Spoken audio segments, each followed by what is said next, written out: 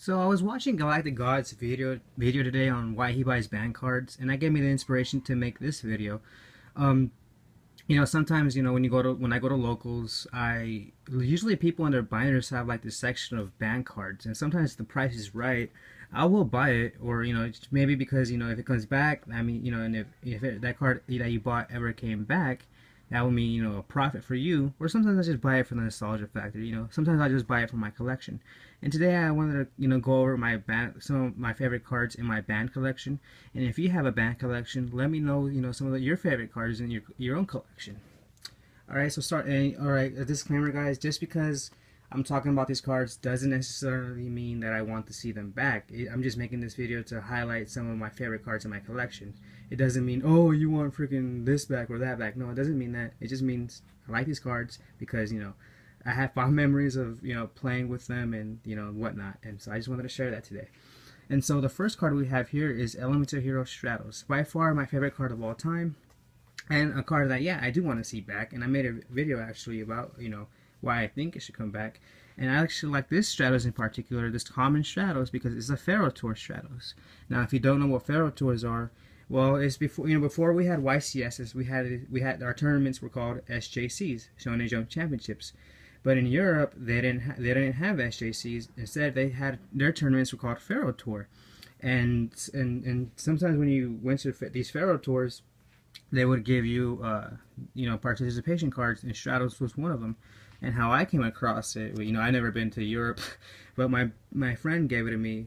It was a long time ago. He knew the Stratos was my all-time favorite card, and he's like, you know what, hold on to it. You can keep it. And I was like, cool, thanks, man. And so yeah, that's the story behind why this Stratos is my my favorite card ever. So next card is Tribe Infecting Virus.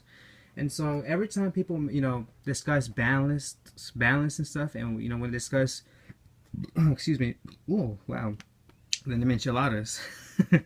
No, anyway, sorry about that, guys. Well, anyways, a lot of the times when balanced discussions come up, and when people discuss, what should come back off of the balanced, Tribe Infecting Virus is always talked about.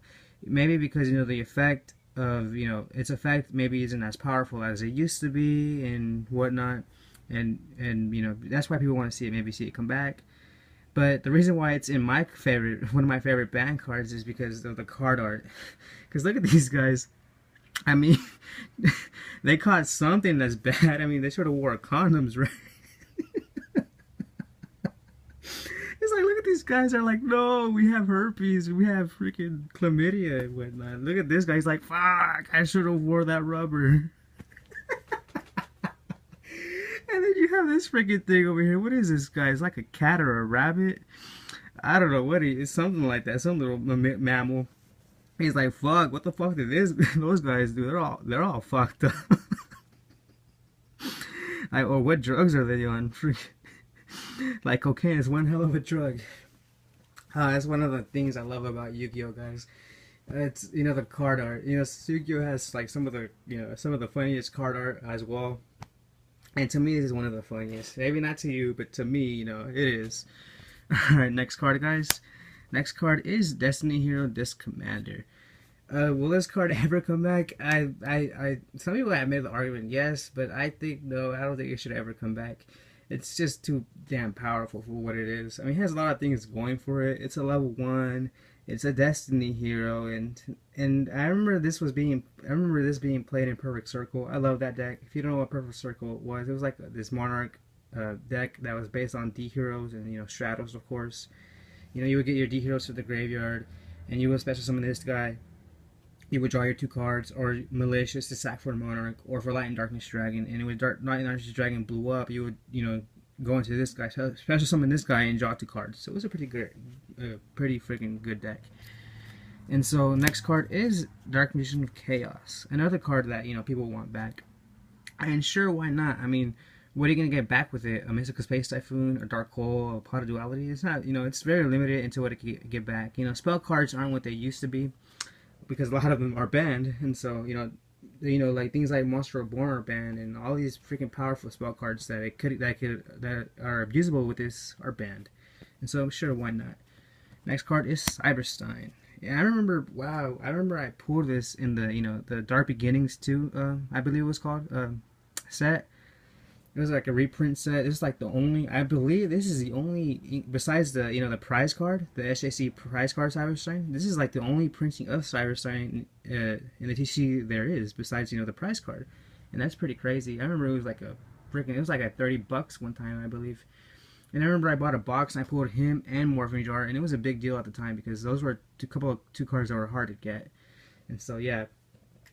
And I remember when the freaking, I believe the emergency banned him after, I believe, the SJC in San Jose. I forget what year it was, but it was like I forget how exactly the play went down, but it was like, I remember the dude who was playing it had like a Sanguine and a Ring of Destruction. He goes flip Ring of Destruction on the Sanguine, so both players take 1,000 off a Sanguine effect. He goes searches Cyberstein. He goes summon Cyberstein, and then he goes freaking pay the 5,000 life points.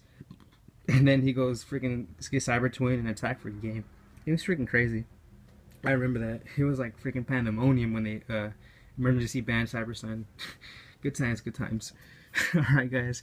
Next we have is Witches of the Black Forest. Also one of my all-time favorite cards because she looks awesome, I think.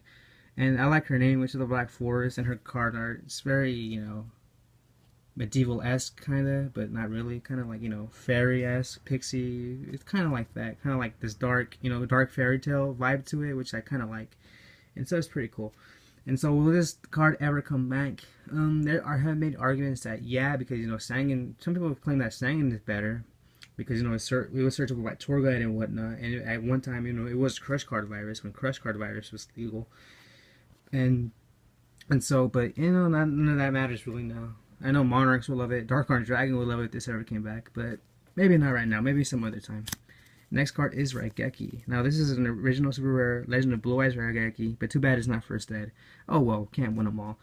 And so, yeah. I remember when monstrosities... I remember when playing in this game and monstrosities like this existed. And Raigeki just blow up everything. I mean, blow up all your opponent's monsters. Annoying, but, when you look back at, at old formats, you look back at them fondly. Except for the Gladiator Beast format. Ugh. Alright guys, next is Graceful Charity. Another card that can never freaking come back. Too many cards, too many decks will just benefit off of this. I mean, the obvious one is Dark Road, but who wouldn't play this freaking deck? I don't think every deck would freaking play this card. Maybe there's like a couple that wouldn't, but yeah, there's so many that would play this. It just sets up your graveyard. I mean, just draw 3, setting up your graveyard. Yeah, never come back. It's a no-brainer that this card can never come back. And what I like about this Graceful Charity is, let me unsleeve it real quick, guys. I don't know if you can see it, but it's a Hobby League Graceful Charity, so it's pretty cool, right? Pretty sweet, pretty nice, beautiful looking. Hobby League rares are beautiful. The old ones. I don't think these are legal anymore because they're pretty thick and. Yeah, and you can fill them on your deck. They're stackable, so I don't think you're allowed to play these in tournaments anymore. Correct me if I'm wrong. And the next card is Painful Freaking Choice. Wow, guys, this is another no-brainer card. That's to why it can never come back. It's like 4 Foolish Burials in 1. Imagine Dragon Rulers with this card, guys. Ugh, what freaking nightmares. Yeah, so yeah, one card that can obviously never come back. Just imagine Lightsworn. Oh my god! Just imagine, guys. Ugh, I don't wanna. Next card is Pot of Greed, and I remember people saying that giving convincing cases as to why this should come back. It is a +1. I know I sound retarded probably for saying that it should come back, but should it come back? I don't think it should. But people have made convincing arguments as to why it should. I mean, it's a +1, and there's a lot of monsters in Yu-Gi-Oh that are +1s. But I guess the main argument holding them back is that, this is splashable. Who wouldn't run this deck? 100% of decks will run this. No guarantee. You don't need me to tell you that. Next card is Harpy's Feather Duster. I remember you could only get this from the video game in which I bought. It was a long time ago. And it's a favorite card in my collection because this is the video game Harpy's Feather Duster. It's not the it's not the one that came in that one pack. I forgot what the hell it was. But the different card art. I like this card art better, and I like how shiny it is. The rarity on this. It's so pretty awesome, pretty sweet. So next card is Dimension Fusion. The only reason I have this, I mean, fuck this card. This card should never come back.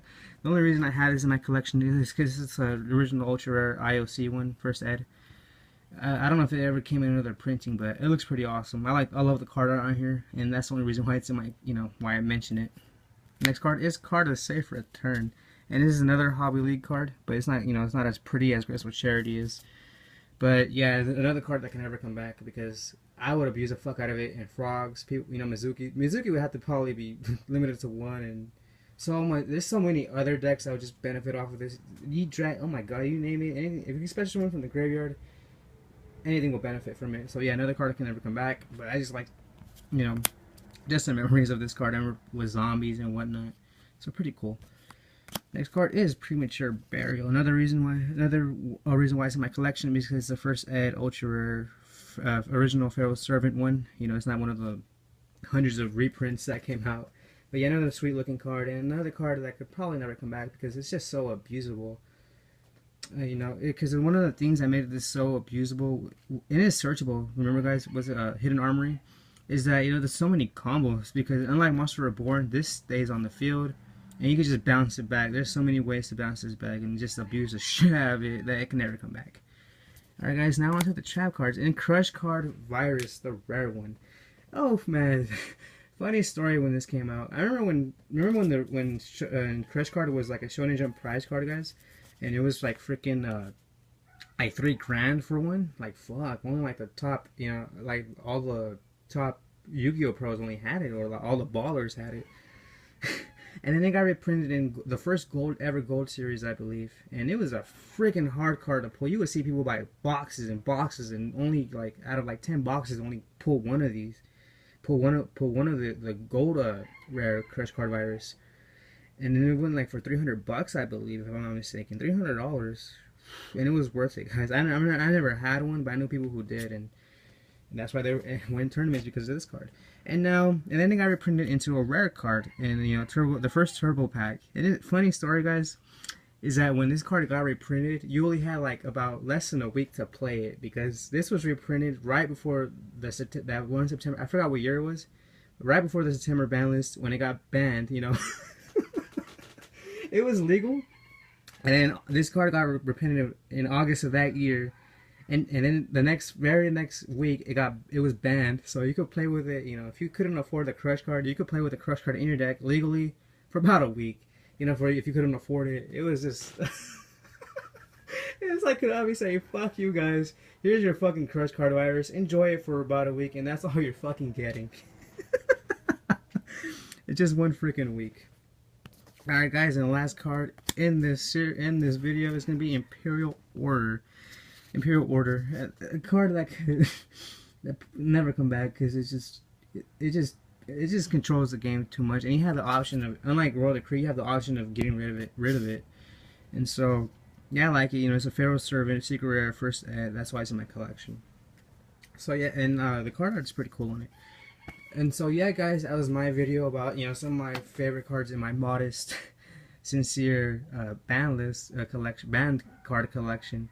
And so let me know, you guys, do you guys have a band collection? And if you do, what are some of your favorite cards? Do you have any hidden gems in there? Do you have any do you have any of the SJC cards originally? I want to know. And so yeah. So let me know down below, and remember guys, if you like this video, please remember to like, comment, and subscribe. I really appreciate it if you would. And as always guys, I'm Ronin Frog 87, bidding you farewell and hoping you enjoy the rest of your day.